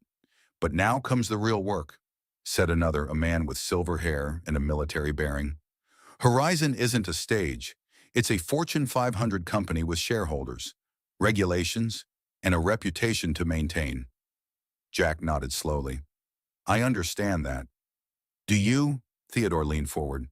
"Because your position is unprecedented. We don't typically elevate maintenance staff to executive roles. It creates questions, expectations, and liability," added the third board member, younger than the others, with the hungry look of someone who saw business as blood sport. "If you fail, it's not just your reputation on the line. It's the company's. It's ours." Jack felt his jaw tighten. "I'm aware of the stakes," Are you? The pearl necklace gleamed as its owner tilted her head. We're prepared to offer you a generous compensation package, more than generous to step back into a consultant role. Less visibility, less pressure, more appropriate. The true purpose of the meeting crystallized with awful clarity. This wasn't about strategic direction. This was about containment. You want to buy me off, Jack said flatly. Put me back in my place. We want to protect everyone's interests, Theodore replied smoothly, including yours. Fame is fleeting, Mr. Reynolds, but a substantial bank account lasts. Jack felt a familiar heat rise in his chest, the same heat he'd felt when the hospital billing department had called the day after Sarah's funeral to discuss outstanding balances. The quiet rage of being reduced to a problem that needed solving. And if I decline your generosity, he asked, voice deliberately even. The board members exchanged glances. We'd be disappointed, said the younger one, and concern would be raised about your judgment. Horizon needs stability, Theodore added, not disruption. The door opened before Jack could respond. Victoria Lawrence entered, her expression shifting from professional neutrality to sharp suspicion as she read the room. I see you started without me, she said, taking the empty seat beside Jack. How efficient. We were just discussing Reynolds' role going forward, Theodore explained, not quite meeting her eyes. His role is lead innovation advisor, Victoria replied, as announced yesterday, unless there's been a change I'm unaware of. The air in the room seemed to thin. Jack watched the silent power struggle unfold in micro-expressions, a tightened jaw here, a narrowed glance there. The board feels a more measured approach might be prudent, the pearl necklace woman began. The board, Victoria cut in, approved my restructuring plan last quarter. That plan includes the authority to appoint division heads as I see fit. Within reason, the military man countered. Reason is subjective. Victoria's voice cooled by several degrees. Results aren't, and Reynolds has already delivered more actionable innovation in 1 week than your preferred candidates did in a quarter. She turned to Jack. Did they offer you money to disappear quietly? Jack nodded. Victoria's laugh was brief and cutting. Predictable. And what did you say? I was about to answer when you arrived. All eyes turned to him, waiting. Jack looked at each board member in turn, then at Victoria. In that moment, he thought of Emma's words. The sun doesn't ask permission to rise. Thank you for the offer, he said carefully. But I didn't come here for money. I came because there's work that matters, and I'm going to do it whether it makes you comfortable or not. The silence that followed was heavy enough to sink through the floor. Theodore's face flushed red, but before he could speak, Victoria stood. I believe that concludes our breakfast meeting, she said with finality. Mr. Reynolds and I have a division to run. Shall we? Jack rose, nodding respectfully to the stunned board members. As they left the private dining room, he could feel their stares burning into his back. That was either very brave or very stupid, Victoria murmured as they walked through the lobby. I've been called worse things than stupid. I didn't say you were stupid. I said what you did might be. Jack shrugged. They were never going to see me as an equal. So why pretend? Victoria stopped walking, turning to face him fully. Because sometimes pretending is how you survive long enough to change the game. I'm tired of surviving, Jack replied. I want to live, and I want to build something that matters. She studied him, something shifting behind her eyes. You really believe that, don't you, that we can change things from the inside? I have to, otherwise, what's the point? The corner of her mouth lifted not quite a smile, but close. Come on, Reynolds, we've got a company to remake. After you, boss, as they stepped out into the morning sunshine. Neither of them noticed Benjamin Harris watching from across the street. Phone pressed to his ear, face tight with resolve. It's me, he said into the receiver. Plan B, start the whispers. The whispers began as all effective campaigns do subtly, strategically, and with just enough truth to make the lies believable. A casual mention in the break room. I heard Reynolds doesn't actually code, he just got lucky with that one fix. A concerned question during the weekly sync. Are we sure these improvements are stable? I'm seeing fluctuations in the test environment. A forwarded email chain with innocuous questions about credentials and security clearance levels. None of it traceable to Benjamin Harris. All of it designed to plant seeds of doubt. Jack noticed the change gradually meeting invites that mysteriously disappeared from his calendar. Conversations that stopped when he entered a room. Technical questions redirected to others despite his expertise. But he kept his head down and focused on the work. Remembering what Walter had told him, they're not attacking you because you're wrong. They're attacking you because you're right. 3 weeks into his new role, Jack arrived early to find an unusual sight: Victoria Lawrence asleep at her desk, head pillowed on a stack of reports, hair falling loose from its usual perfect arrangement. He hesitated in the doorway, uncertain whether to wake her or quietly retreat. The decision was made for him when she stirred, blinking up at him with momentary confusion before her professional mask slid back into place. "How long have you been standing there?" she asked, straightening her blouse. "About 10 seconds, Jack replied. "Long enough to confirm you're human after all." She ran a hand through her hair, a rare gesture of vulnerability. "Don't spread it around. I have a reputation to maintain." "Your secret's safe." He set a coffee cup on her desk, not from the fancy cafe downstairs, but from the corner bodega that made it strong enough to strip paint. "Thought you might need this." Victoria eyed the cup suspiciously, then took a cautious sip. Her eyebrows rose in surprise. "This is actually good." "Don't sound so shocked." "I'm not shocked that it's good. I'm shocked that you remembered how I take it." "Black, 2 sugars, no room for weakness," Jack quoted. "Hard to forget." She almost smiled, then caught herself. "Did you need something, or did you just come to witness my humiliation?" "Neither. I came to show you this." He placed a tablet on her desk, displaying a series of code modules with highlighted sections. "I found something interesting in the neural response matrix." Victoria leaned forward, suddenly alert. "Is that a backdoor?" "Yes." Jack pulled up a chair. "Someone's been making unauthorized changes to the core algorithm small enough to fly under the radar, but significant enough to create problems down the line. When started about 2 weeks ago, right after the investor summit." Her eyes narrowed. "Can you trace it?" "Already did." Jack swiped to a new screen. "The access credentials belong to a test account, but the modification pattern is distinctive. It has Benjamin Harris written all over it." Victoria's expression hardened. "You're sure?" "As sure as I can be without catching him in the act." She stood, pacing the length of her office. "This is serious. Jack, if Benjamin is sabotaging the system—" "He's not just sabotaging the system," Jack interrupted. "He's setting me up to take the fall.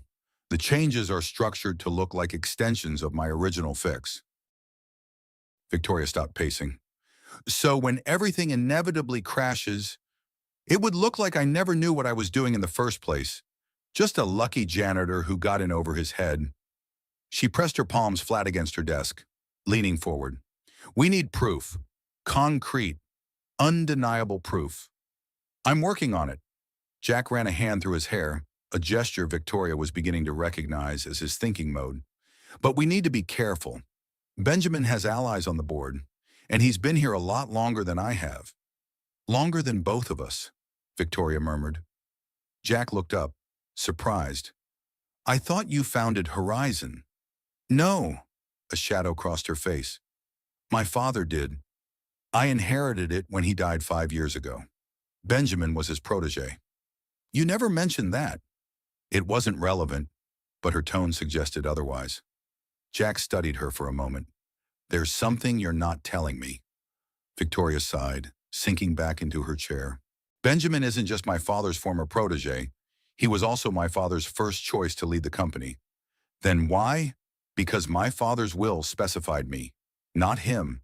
A last-minute change that shocked everyone, including me." She looked away. "Benjamin has never forgiven either of us." Jack absorbed this new information, pieces clicking into place. "So this isn't just about me."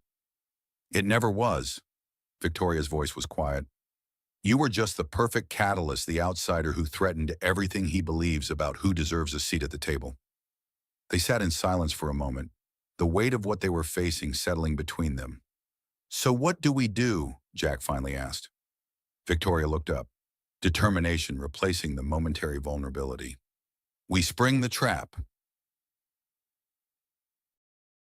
Emma Reynolds sat cross-legged on her classroom floor, carefully assembling a structure from popsicle sticks and glue while her classmates chatted around her.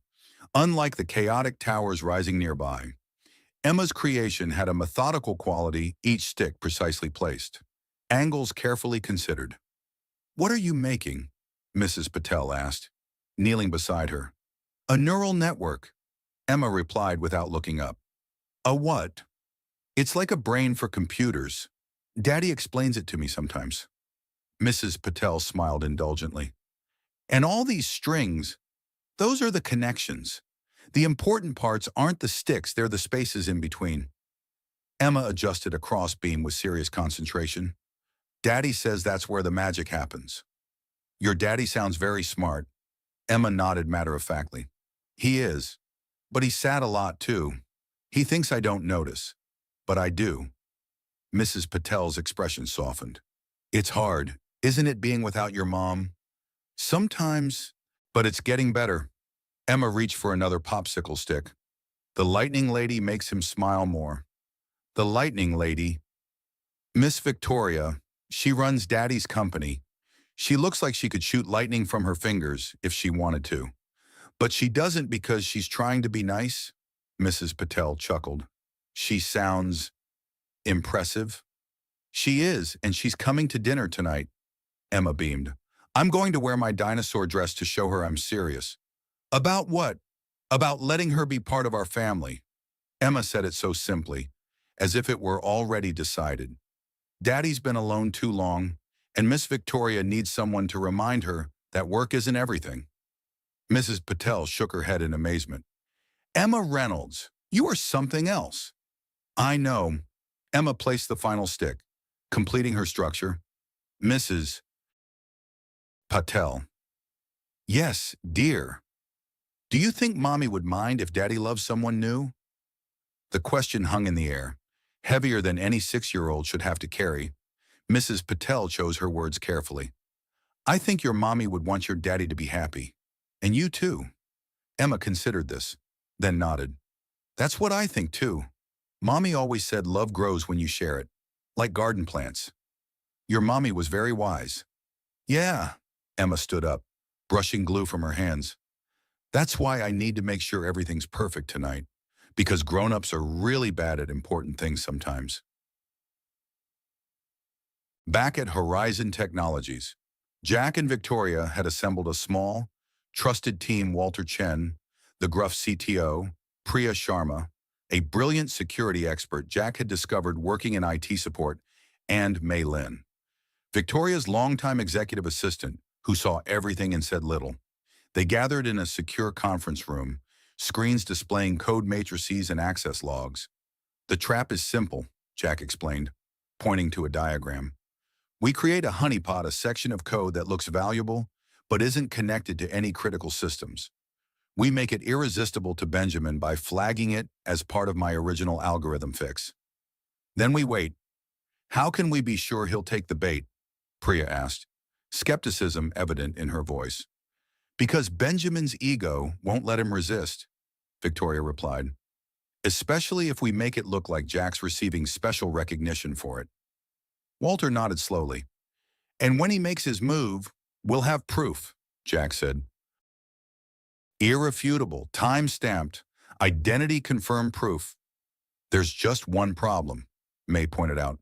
"Benjamin never uses his own credentials for these modifications. He's too careful." "That's why we're not just tracking credentials," Priya said, pulling up a new screen. "We're tracking coding patterns, keystroke rhythms, even the times of day he typically works. Digital fingerprints he can't hide." Victoria studied the plan. Timeline. "We deploy the honeypot today," Jack said.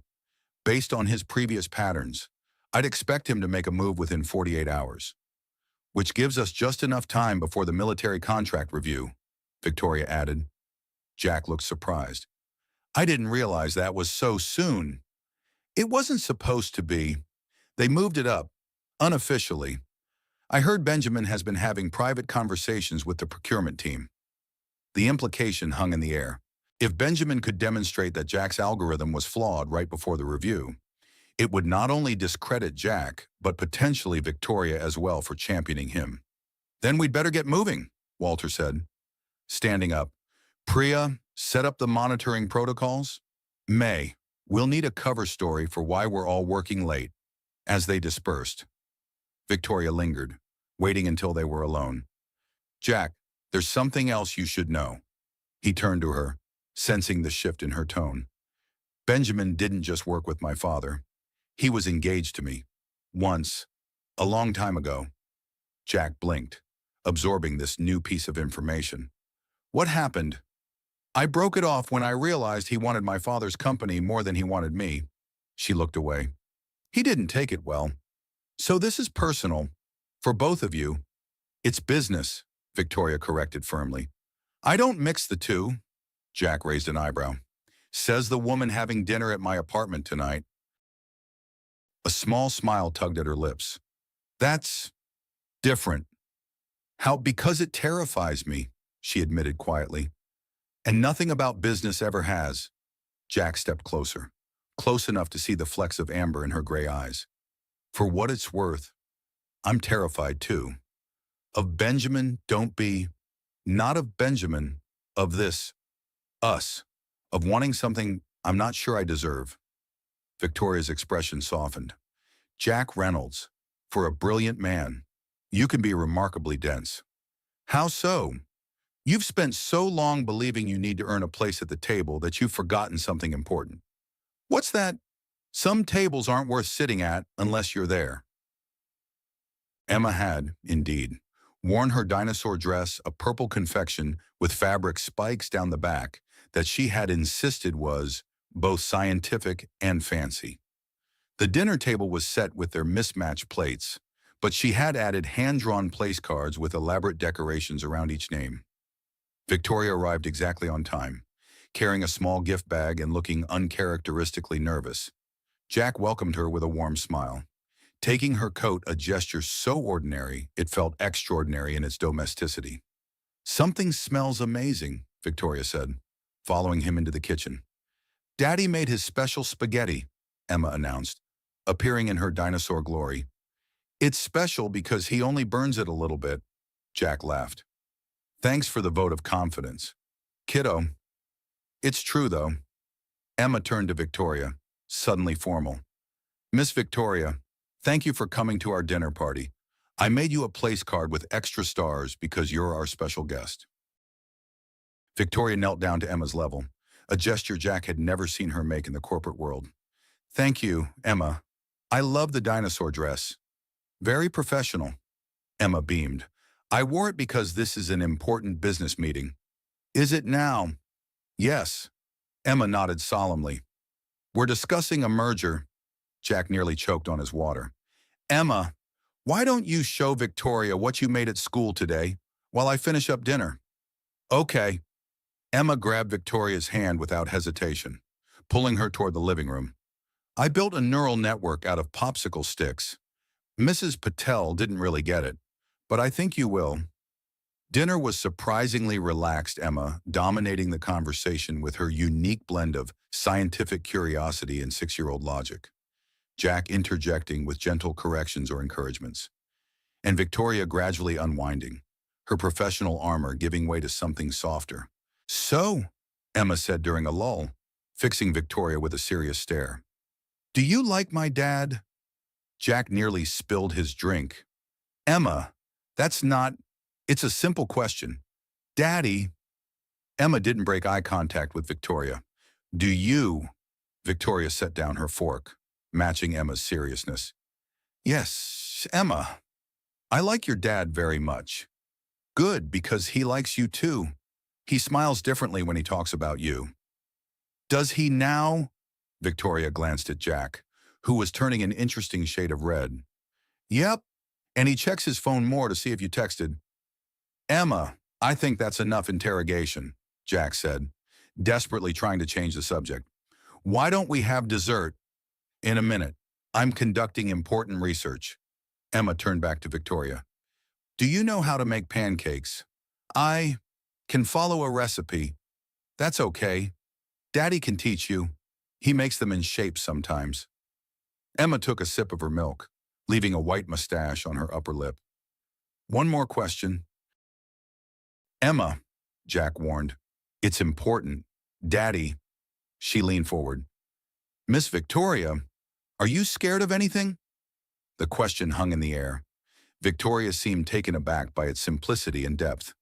Yes, she finally answered. Quite a few things. Actually, like what? Victoria thought for a moment. Like making a mistake that hurts people I care about. Like trusting the wrong person. Like... She hesitated, then finished softly. Like missing something important, because I was looking in the wrong direction. Emma nodded, satisfied. That's good. It is.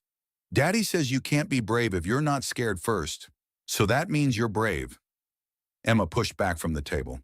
I'm going to get the special dessert now, as she disappeared into the kitchen. Jack looked at Victoria apologetically.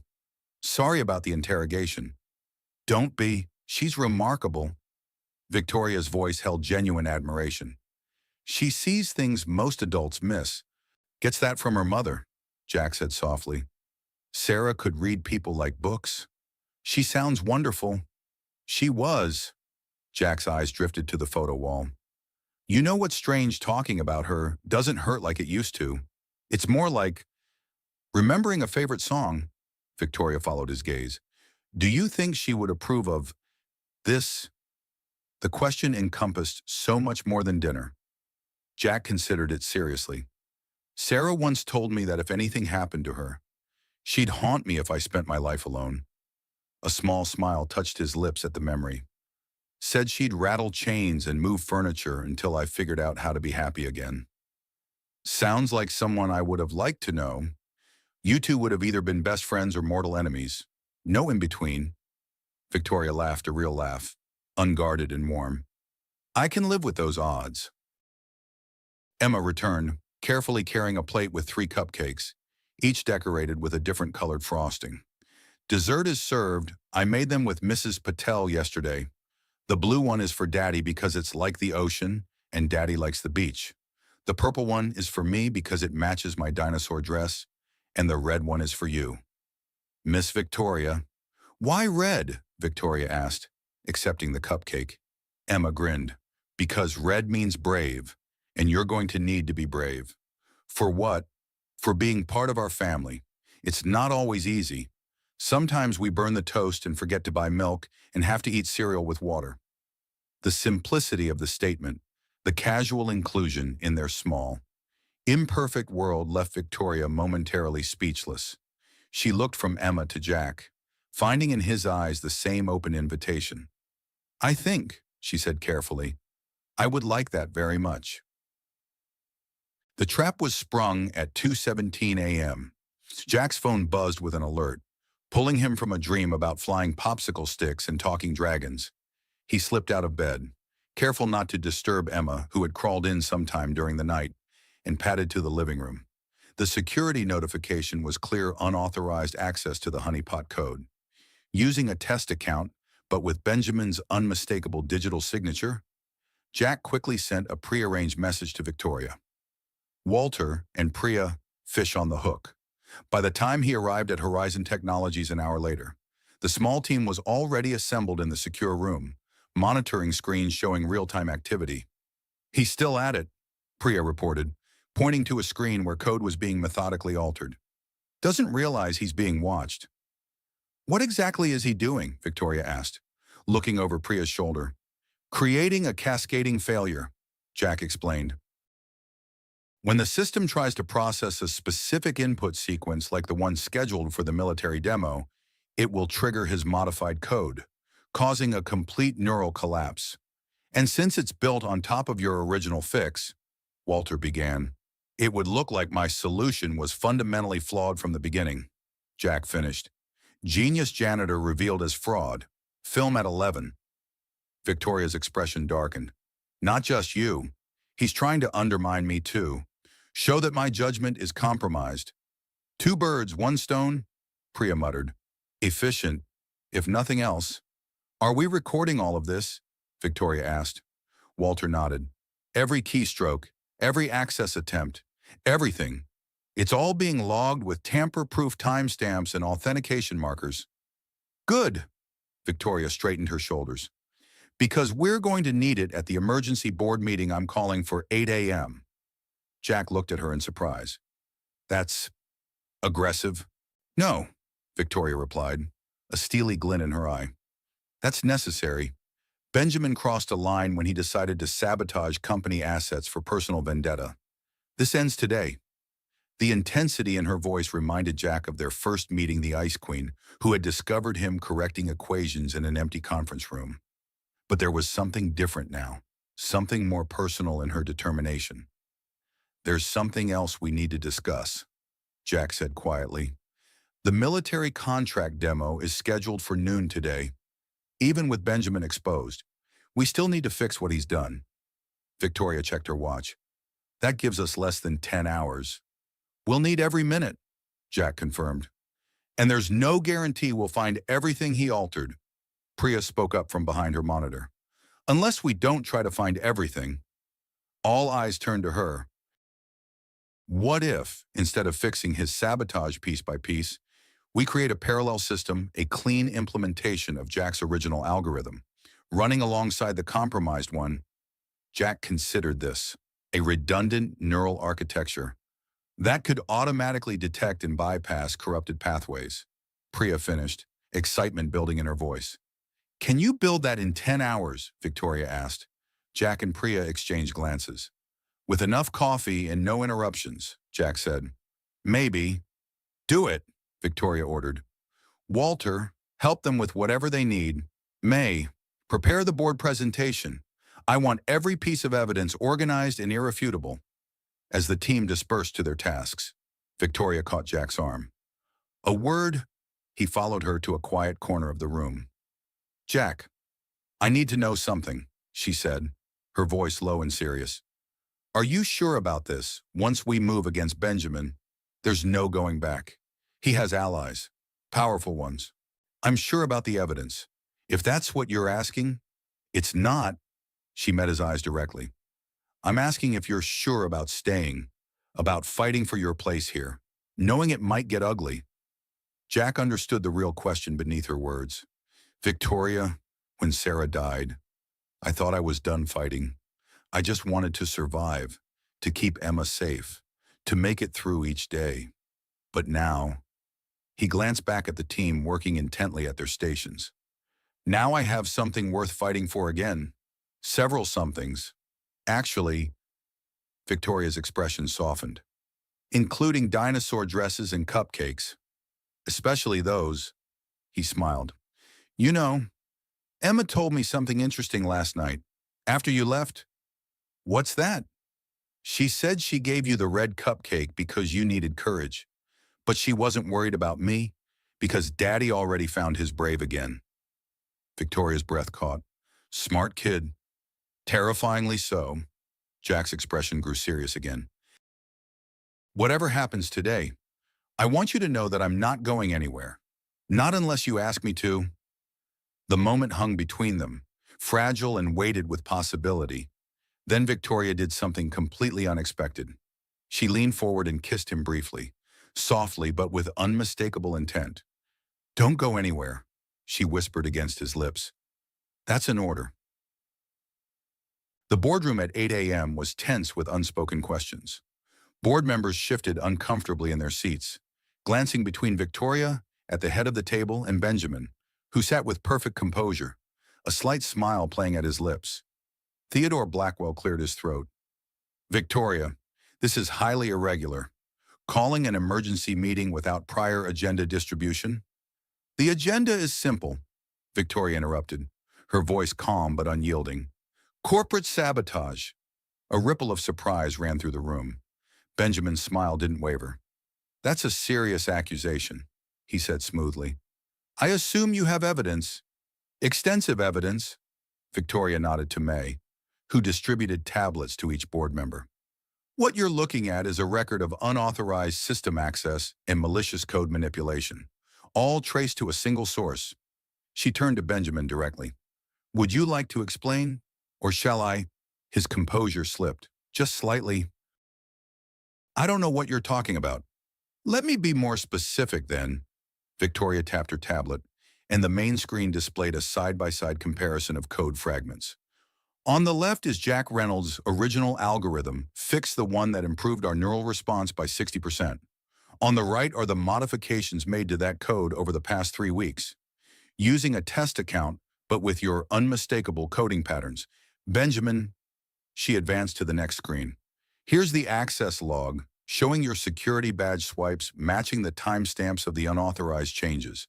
And here, another slide, is a breakdown of exactly what these changes would do, create a catastrophic failure during today's military contract demonstration. The room had gone very still. Benjamin's smile was gone now, replaced by a tightness around his eyes. This is absurd, he said, but his voice lacked conviction. Anyone could have used my badge. This is clearly a setup. Was by whom? Victoria asked. And why by him? Benjamin pointed at Jack, who stood quietly near the door. The janitor who wants to be an executive. He's trying to frame me because I questioned his qualifications. Victoria's expression didn't change. Interesting theory. Unfortunately for you, we anticipated that response. She nodded to Walter, who played a video on the main screen security footage showing Benjamin entering the server room at 2:24 a.m. using his own badge, working alone at a terminal. We also have your keystroke pattern analysis, your unique coding style markers, and a complete record of every change you made, Victoria continued, her voice growing colder with each word, all of which will be turned over to the authorities, as this constitutes not only corporate espionage, but potentially endangers a military contract, which carries federal implications. Benjamin's face had gone pale. You wouldn't. I already have. They're waiting outside. The board members were looking back and forth between Victoria and Benjamin, shock evident on their faces. Theodore Blackwell was the first to recover. Benjamin, is this true? For a moment, it seemed Benjamin might continue to deny everything. Then his expression hardened into something ugly and raw. You never deserved this company, he spat at Victoria. Your father built it from nothing, and you were just a legacy admission, the pretty face for the investors. He told me so himself. Victoria didn't flinch. Is that what he told you? Interesting, because what he told me was that he'd made a mistake grooming someone who valued status over substance. Benjamin laughed bitterly. And you think Janitor Boy here is the answer? Some dropout with a sob story and a lucky guess? No, Victoria replied calmly. I think Jack Reynolds is exactly what this company needs, someone who sees problems differently, who values solutions over credentials, who isn't afraid to clean up messes he didn't make. She stood, signaling the end of the discussion. Benjamin Harris, you're terminated. Effective immediately. Security will escort you to collect your personal belongings, after which you'll be released to the federal agents waiting to interview you about attempted sabotage of government contract systems. Benjamin's face contorted with rage. You can't do this. I built half the systems in this building. I was here when you were still playing with dolls. And now you're not. Victoria's voice was final. Walter, please call security.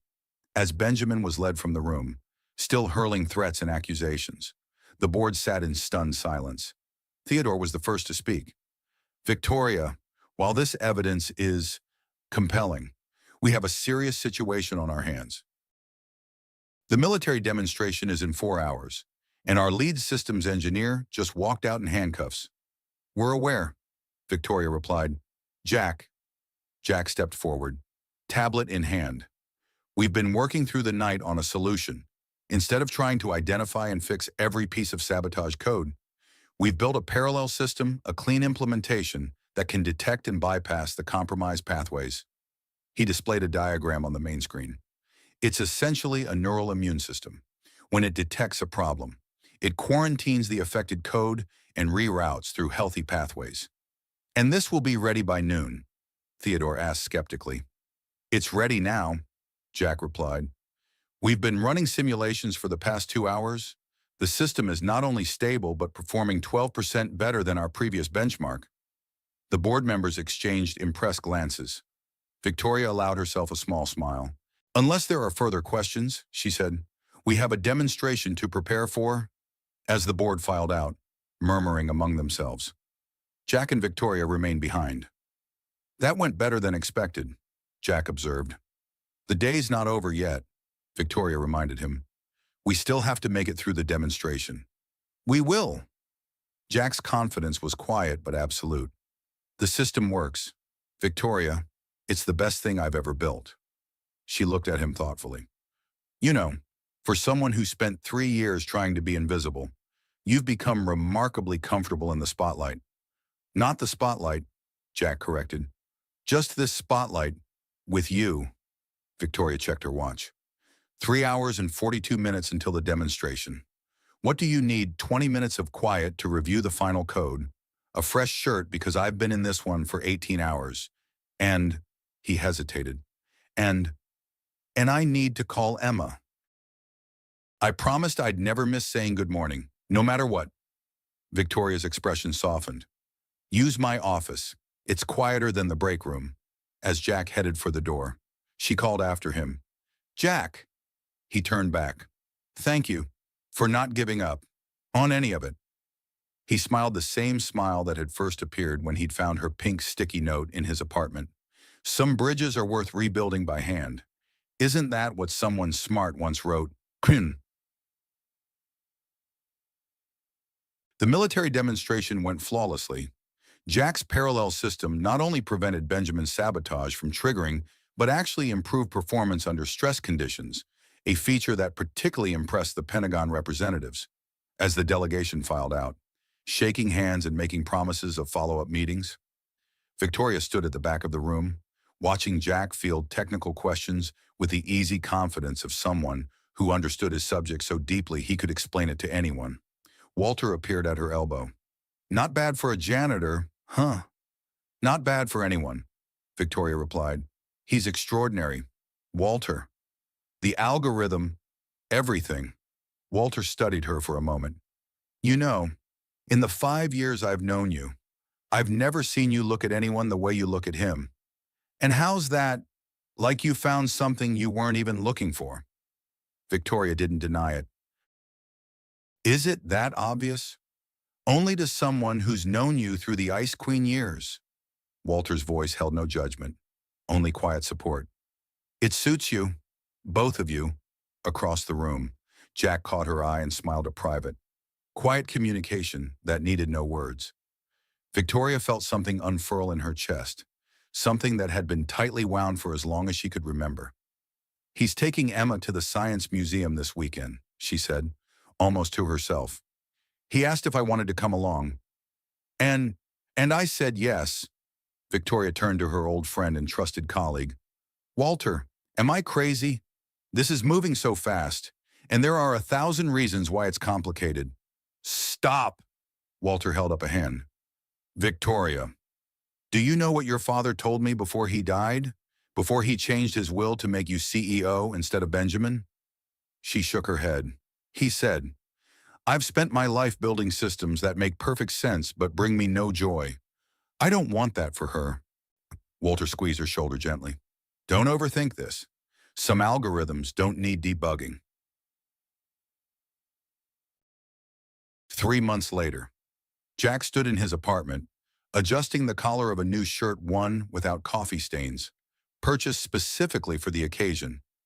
Emma spun around the living room in a new dress, this one covered in stars rather than dinosaur spikes. Is Miss Victoria going to live with us after today? She asked, mid-twirl. Not right away, Jack replied carefully. But we'll be spending a lot more time together. Because you're in love with her. Jack smiled. Yes, Emma, because I'm in love with her. And she's in love with you too. She says she is. Emma stopped spinning, suddenly serious. Daddy, Can I ask you something important? Always. Do you think Mommy would be happy about today? Jack knelt down to her level, meeting her earnest gaze.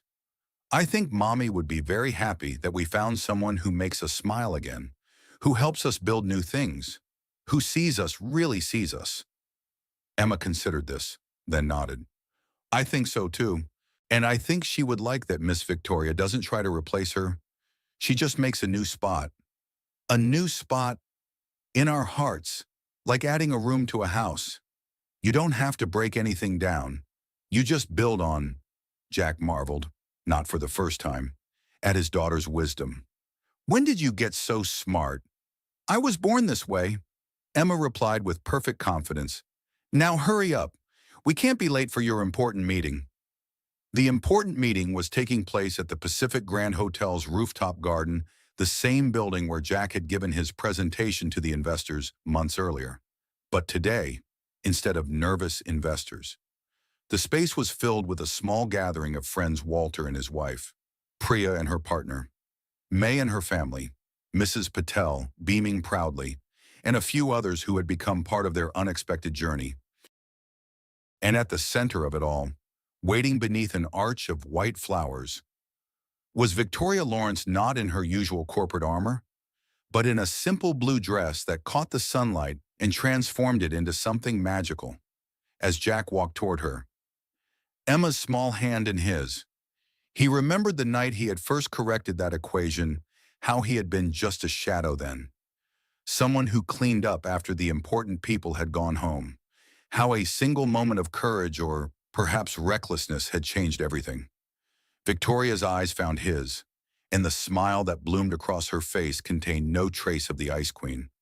This was just Victoria, the woman who had learned to sit on beanbags and eat cupcakes, who had faced down corporate saboteurs and rebuilt neural networks overnight, who had slowly, cautiously opened her heart to a janitor and his daughter. "Ready?" she asked softly when he reached her. Jack glanced down at Emma, who gave him an encouraging nod, then back to Victoria. "I've been ready since you didn't erase my equations." The officiant began speaking, but Jack barely heard the words. He was too busy watching the play of emotions across Victoria's face: vulnerability, determination, and something that looked remarkably like joy when it came time for their vows. Victoria spoke first. "Jack Reynolds," she began, voice steady despite the emotions shining in her eyes. "I spent my life building walls and systems, thinking success meant never needing anyone. Then you walked into a room with a mop and saw something no one else could see, not just in an algorithm, but in me." She took his hands in hers. "I promise to always see you, not just your brilliance or your strength, but your doubts, your fears, your quiet 3 a.m. thoughts. I promise to build with you, not perfect systems, but meaningful ones. And I promise to always be brave enough to let you in, even when it terrifies me." When it was Jack's turn, he took a deep breath. "Victoria Lawrence, I spent 3 years hiding from pain, from hope, from the person I used to be. Then you found me, not because you were looking, but because you weren't afraid to see beyond the uniform." He squeezed her hands gently. "I promise to always tell you the truth, even when it's messy. I promise to remind you who you are on the days you forget. And I promise that no matter what algorithms we build or break, what matters most will always be the connections between us, because that's where the magic happens." Emma, standing beside them, suddenly spoke up. "And I promise to make sure you both remember to buy milk and not burn the pancakes." Laughter rippled through the gathering. Victoria